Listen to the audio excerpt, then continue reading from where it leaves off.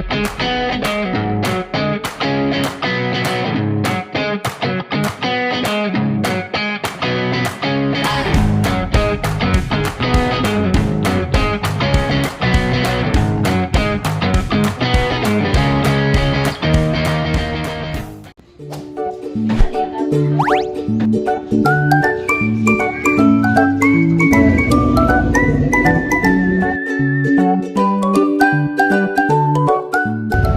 afternoon, everyone. I am Quinzel, a student from Northern Bukidnon State College.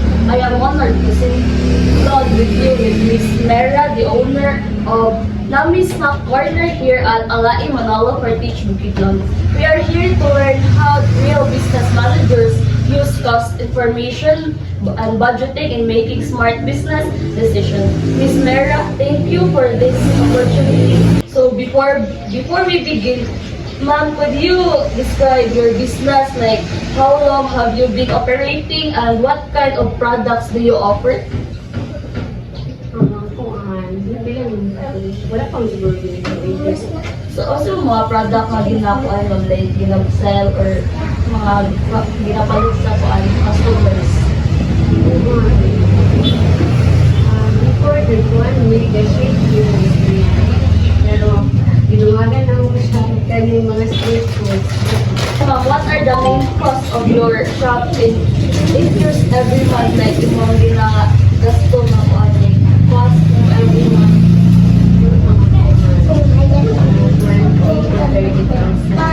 So, the rent mo the one. So, kuan, like, how much in your rent every month? Kuan na siya ang fixed na with the bills, water bills, electricity bills. So 10,000 with the bill. So that's the fixed cost. So as a student, ma'am, we study how costs are classified like fixed, variable, or mixed up. How would you personally classify your cost? Like, so like, paano ma-describe din mo siya mga kuan? Like, nanong mix? Mix siya kay kuwan man. Kailangan ko ka ng tulera, dahil kailangan sa rent, sa aming own, sa rent credit. Do you also consider labor cost in a similar way? Like, ay magdugang ang tao or like, Depende kung ma-forma. Kusog sa kay kaya man good ka na dinig sa kuan, kusog lang sa konting klase kung inani siya baka so nilo kay natuwa ang bibig mo siya sa high school wala nang kagi na kuan. so in between, so like a customer get if night klase and night klase. So what are the strategies imong gigamit to manage and control your cost mo, like imong gasto dun sa pag-manage? Sa daily na kita ng kuan, binabudget din namin siya binabudget din namin sa datan sa source kanya. So binabudget mo kami siya na sa source hindi siya mamutan. Dapat kuan like murot din siya on time so para dili like masayang even mo expire. So how does cost information help you make business decisions? Kung kanang sa pagkakaroon nakapokus dito kung isa na din ang mga product ko. In case yung kanang na ito ng mga duga ng mga kuan kanang gina-study pag ito na ko kung Patok ba siya sa hindi sa ang lugar ano siya. So what challenges do you face in budgeting and forecasting expenses? Kaya mingaw bitaw siya so diha gid madawat gid ang budgeting din niya sa quarter. Kasi mo dili mo abot sa quota kay dagkutan mo per day so dili mo madawat gid ang mo. How do you deal with those unexpected expenses? Like, for example, itaas ang rent, itaas ang bill. Like, kung saan mo siya pagtuan o pag-overcome na kaya rin mo siya sa business owner? Ano sa mo kaya kita mo naman sa actual pa. So sa mo ko nag-check ka ng mga back-up bitaw na Backup plan ng mga quarter bitaw.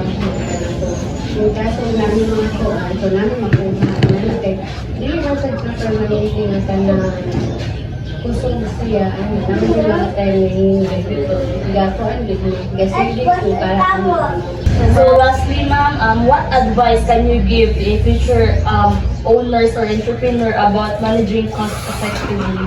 Before mo gawin magsulod sa business, dapat kabalugin mo kung ano sa business na sudlan para kung kanang sa iyo nga yun nga kanang ikaw gusto yun din para kanang ang kaso may mga trouble na kanang para kanang kanang siguro niya silang gawin yung mga kaya rin yung capital ng mga anak.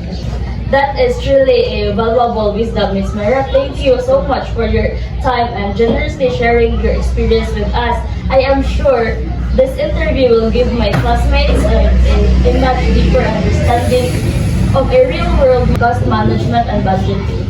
Small fun token of appreciation for you about what's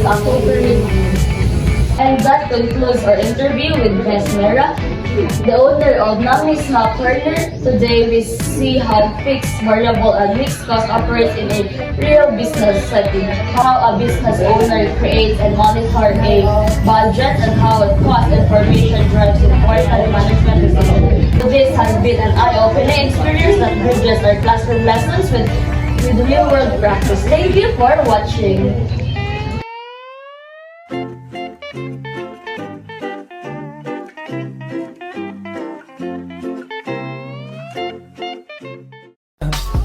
I just had to let you know you're. She had me, baby, she